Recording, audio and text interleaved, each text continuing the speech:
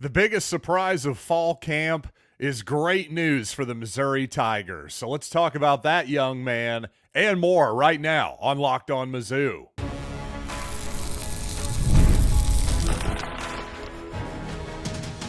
You are Locked On Mizzou, your daily podcast on the Missouri Tigers. Part of the Locked On Podcast Network, your team every day.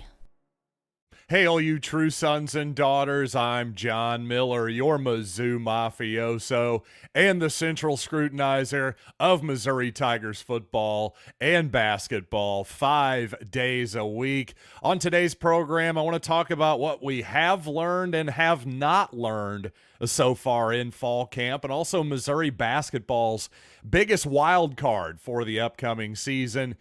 First, I want to tell you today's episode is brought to you by FanDuel. Make every moment more as playoffs wind down. The sports calendar, well, it thins out a bit, but this summer FanDuel is hooking up all customers with a boost or a bonus daily. That's right, there is something for everyone every day, all summer long. Visit FanDuel.com to get started.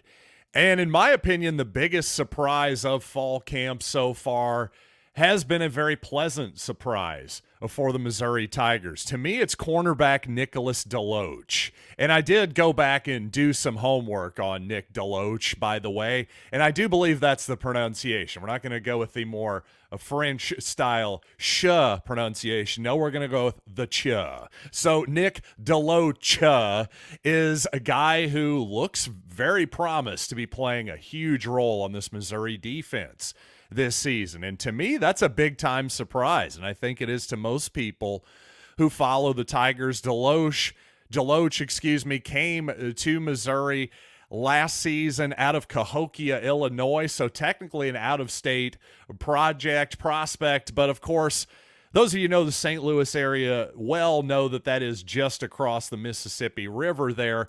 So really just another St. Louis area recruit, but not the biggest high school in the world. So DeLoach really did fly under the radar, relatively speaking, when it came to big-time college football. And he described it in a previous story with the local media as a dream come true, just getting an offer from Missouri, getting an SEC caliber offer, one that he immediately jumped on. Now, DeLoach was a guy who was not just a specific football player. He was a guy who was a standout athlete in a bunch of different sports, including the triple jump in track and field, and he was a wrestler as well, quite good at that. So he had a lot of different interests. Another reason why DeLoach may have flown under the radar, but the days of him flying under the radar, frankly, for the redshirt freshman, appear to be over here. He's in a real battle here with Toriano Pride, another East St. Louis, Illinois area type player.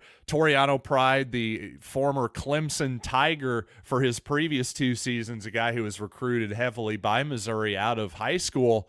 Put it this way, Toriano Pride did not come here to sit on the bench. And frankly, if you're Missouri, you're going to give those type of players, the veterans, the transfer portal guys, again, somebody you're really familiar with in Pride, you're going to give them every opportunity to start. And that's exactly what you saw in spring football and at the beginning of camp.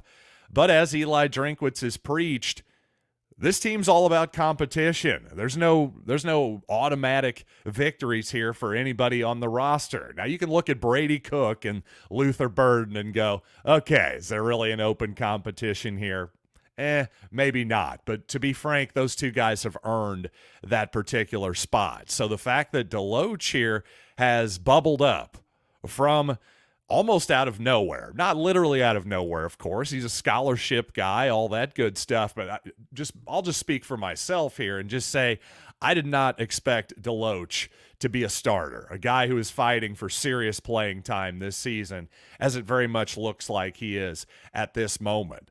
So what does that tell us, too? It tells us that Drayden Norwood is probably entrenched on the other side for Missouri, a guy who played a lot for the Tigers last season, despite, of course, Chris Abrams-Draine and Ennis Rakestraw, a couple NFL caliber players being on the roster.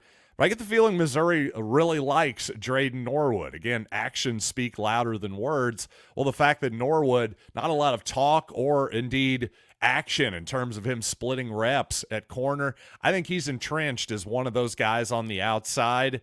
And it sure looks like DeLoach very much could be the other guy on the outside. At the very least, he's going to be playing a lot, rotating in and out, maybe being another slot type corner guy in a dime package. Who exactly knows what that is going to look like? But regardless, to me, the takeaway here is that at a position that was really important on a couple very good Missouri defenses the last 2 seasons, outside cornerback, 2 NFL guys the last 2 seasons.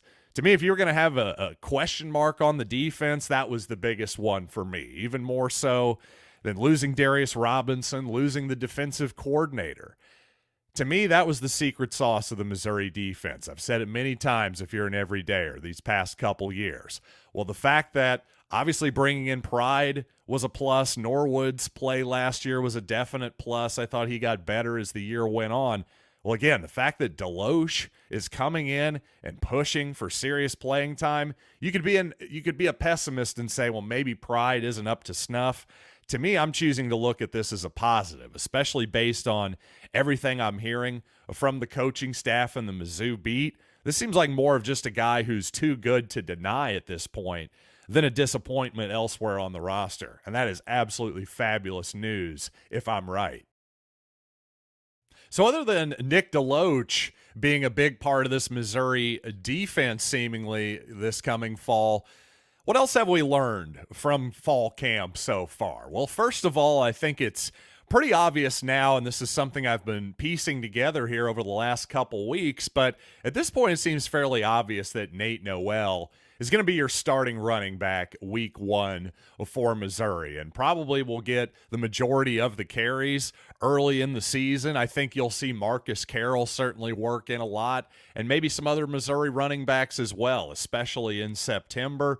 Again, by the time October rolls around, midseason, all that good stuff, when the meat of Missouri's schedule really starts to take place, I imagine we'll see Noel, again, take the majority of the snaps. We'll just have to see how that shakes out, and I think Missouri will be a little bit experimental, as I've said before here, in September football.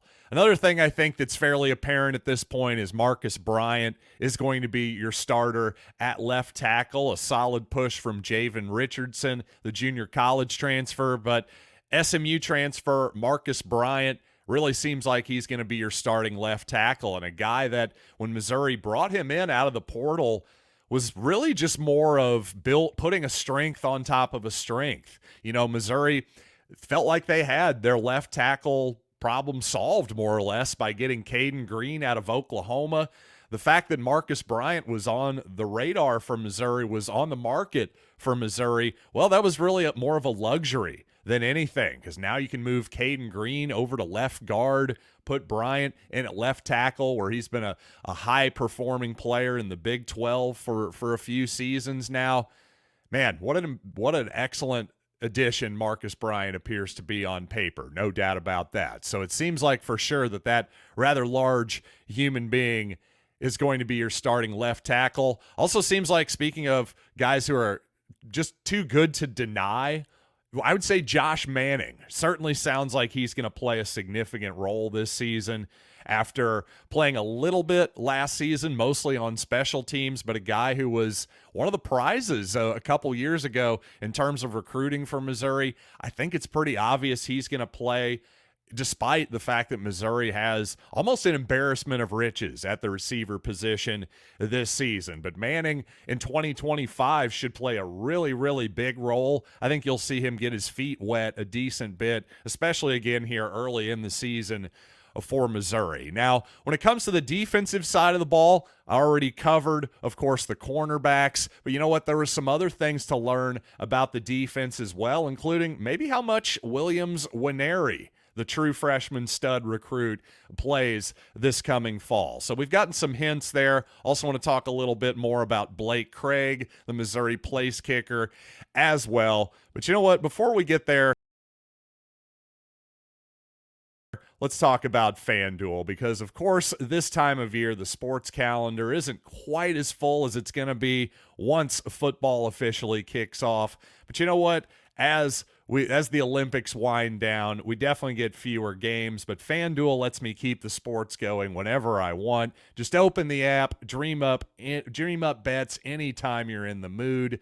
This summer, FanDuel is hooking up all customers with a boost or a bonus daily. That's right, there's something for everyone every day, all summer long. Just head over to FanDuel.com and start making the most out of your summer. It's FanDuel, official sports betting partner of Major League Baseball. And thanks for making Locked On Mizzou your first listen every day. If you love this format, make your second listen Locked On College Football with Spencer McLaughlin.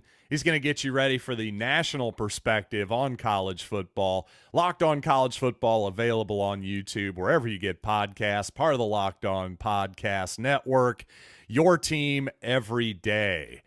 And, of course, every day I love talking about the Missouri Tigers. And on the defensive side of the ball, again, talked a ton about the cornerback position to start the show. That's really been a big focus of mine all offseason. But, of course, losing Darius Robinson, the highest drafted player for the Tigers this past offseason, well, that's nothing to turn your nose up at, certainly in terms of talent. But something Eli Drinkwitz has focused a lot in fall camp here is replacing guys like Darius Robinson, guys like Cody Schrader, not just their talent, but their leadership. And those two guys in particular, you couldn't do much better in terms of leadership, especially just examples that you could follow on and off the field. I'll just say that for Cody Schrader and Darius Robinson. So some big shoes to fill opposite of Johnny Walker, the defensive Cotton Bowl MVP. Well, I think it's going to be Zion Young and Darius Smith, the two transfers. Zion Young from Michigan State, Darius Smith from Georgia. A guy, Smith, there with just a ton of possibly untapped talent there. It sounds like he's absolutely going to be a part of the rotation. That fourth defensive end spot, if you will, rotating in, that's still an open question for sure. Now, at the linebacker spot, looks like the four veteran linebackers, I would say, are going to play. Chuck Hicks, also Khalil Jacobs, who had played under Corey Batoon, by the way, at South Alabama.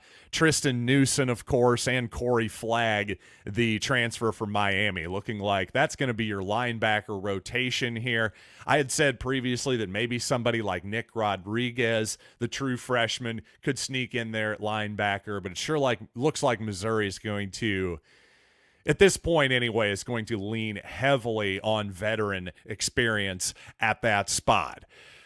Also, one thing, I did mention the edge rushers. One guy I didn't mention was Williams Nwaneri, which isn't a huge surprise so far. I don't think Missouri is expecting him to be a massive contributor in year one. However, I do think he's going to play this season. I think you're going to get him in there situationally, third and long, some situations where, hey, maybe he'll even be on the inside. Maybe not even as an edge rusher on third long. Maybe you rotate him into the three technique spot on occasion, again, in a pass rushing situation where he doesn't really have to, frankly, think about a whole lot and just rush the passer, get to the quarterback, that type of deal.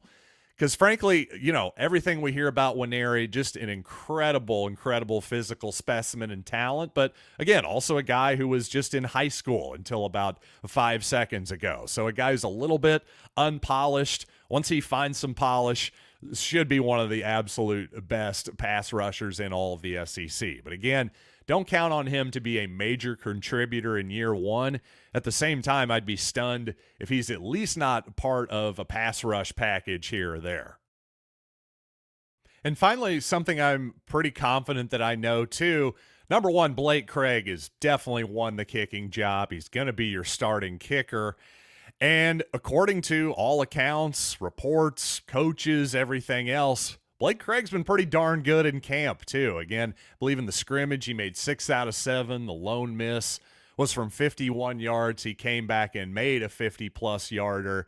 After that, it seems like, at least in practice, he's basically what the doctor ordered. Now, if the question is, can he be as good when the lights come on during real games, we'll just have to wait and see. But I think at this point, that's what we know about Blake Craig. Now, as far as what we don't know, are there some unanswered questions on this roster for Missouri? Well, the good news is, yes, there are some, but not very many, and frankly, not at spots that are overly important. For example, at punter.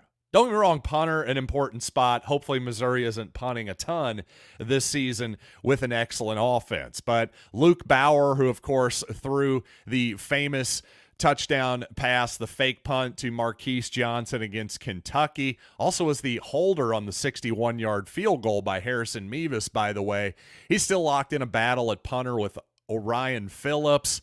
And really, other than that, you're talking about the free safety spot, Marvin Burks and Trevez Johnson. Burks being the younger player there. Johnson, the former Florida transfer, played quite a bit with the Tigers, especially down the stretch last season. I think there's a good chance you'll see those guys trade off quite a bit, again, especially the first month or so of the season. So that there's a bit of intrigue there. Certainly the second team of the defensive line, like I said, after that fourth defensive end spot, and also after behind Christian Williams and Chris McClellan, another Florida transfer on the inside. Be interesting to see how all of that plays out. But again, as far as starters goes, otherwise it's a lot of second team stuff that you're really looking at. Missouri is pretty well entrenched here. Now, in the return game, I will say there's a lot of options being talked about right now. As I've said before, I don't know how important the kickoff return spot truly is in 2024 football, when seemingly 80 to 90% of the time, you're looking at a touchback either via ball kicked through the back of the end zone or a fair catch. Quite honestly, the more fair catches, the better. If it's inside the 5-yard line, you get it at the 25 on a clean fair catch, do that more often than not. Now, the punt returner spot, that's a little bit different because, of course, I've pointed out that just like kick returner, well, in recent seasons, because of the rules, because of, frankly, punters getting better, special teams coaches getting smarter in terms of their tactics, how to keep the ball in the air longer, all that good stuff. Well, teams are returning fewer punts than they ever have in history. More often than not, you're looking at fair catches. I believe Missouri as a team, had fewer than 10 punt returns all of last season. So you're talking about fewer than one per game. So what's really important here? Is it important to have a game-breaking talent like Luther Burden or Speedy Johnson back there? Sure, it'd be nice. Absolutely. It's a bonus. But what you really want is somebody who can catch the football.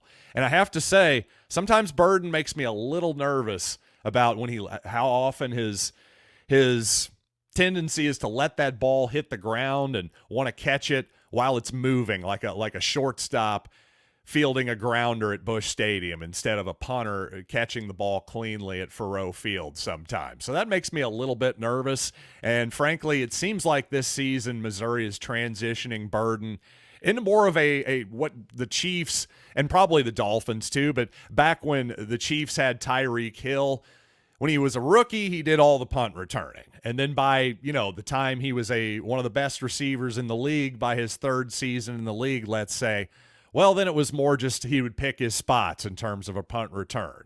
If there was an obvious spot where it seemed like, well, the Chiefs they had plenty of room for Hill to run it back, or maybe they needed they felt like they just was a good moment for a boost in the special teams game.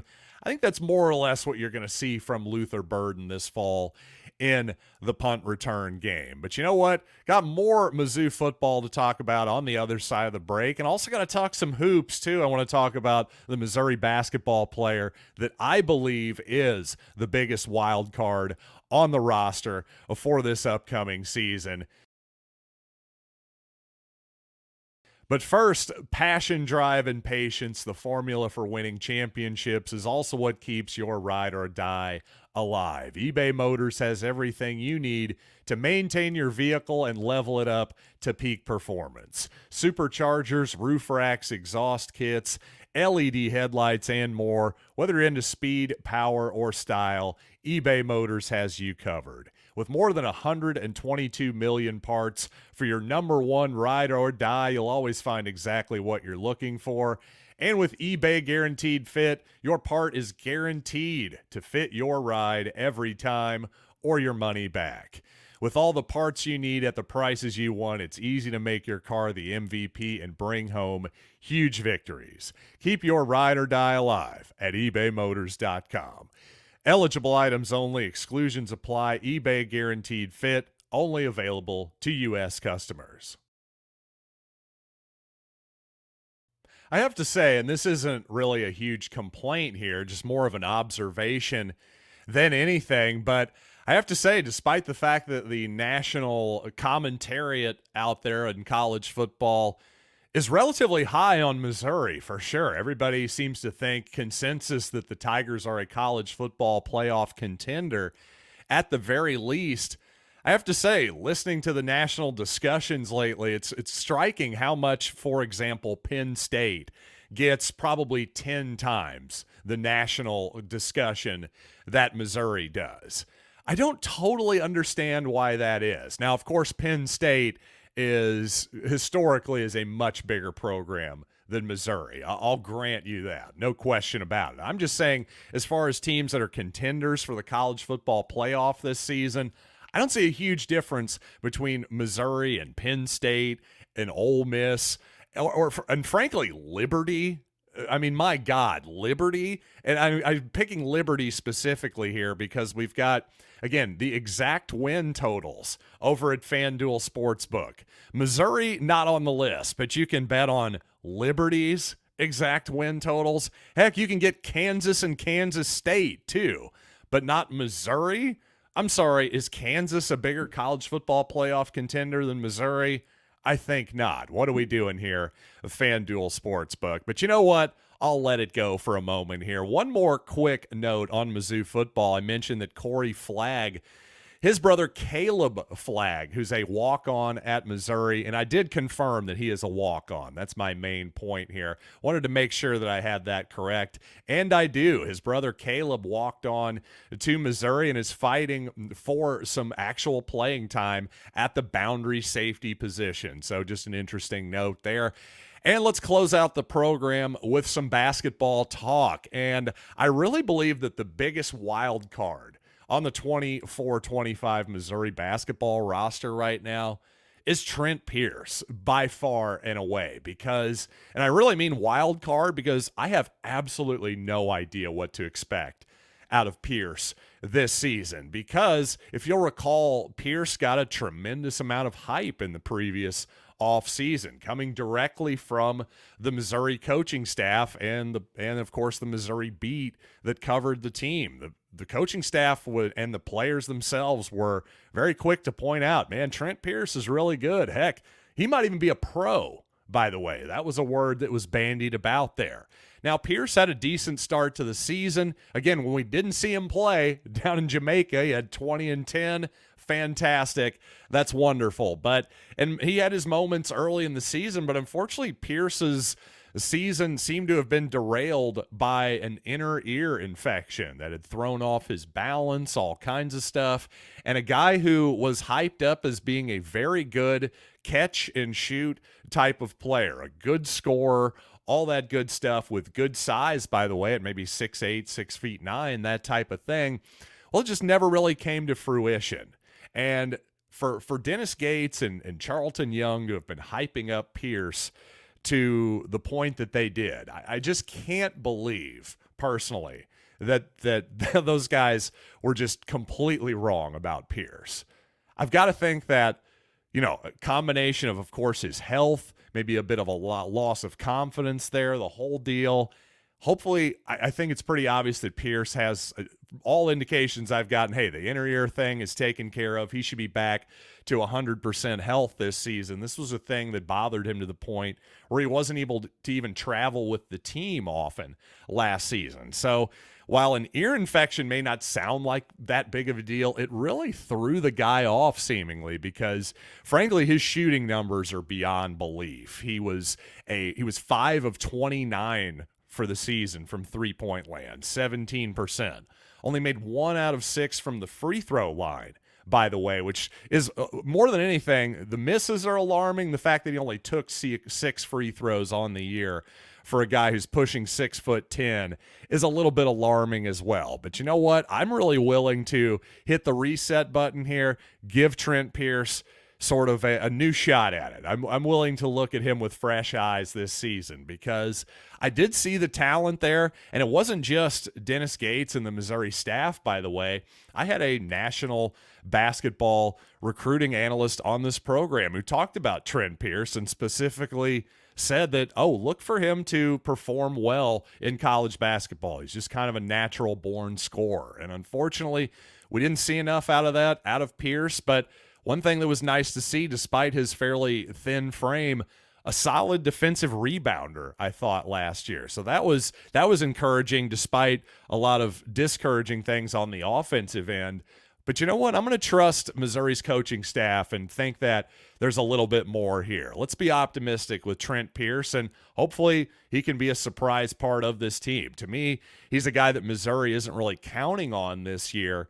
But if he's as good as the Tigers thought he was the previous offseason, to me, that's the biggest wild card on the entire roster. And thanks again for making Locked On Mizzou your first listen every day. Now go check out Locked On College Football. From NIL to realignment. Spencer McLaughlin gets you ready for the season. You can find the link to Locked On College Football in the description so you don't have to search. Part of the Locked On Podcast Network, your team every day. So until next time, I'm John Miller, and thanks for listening to Locked On Mizzou.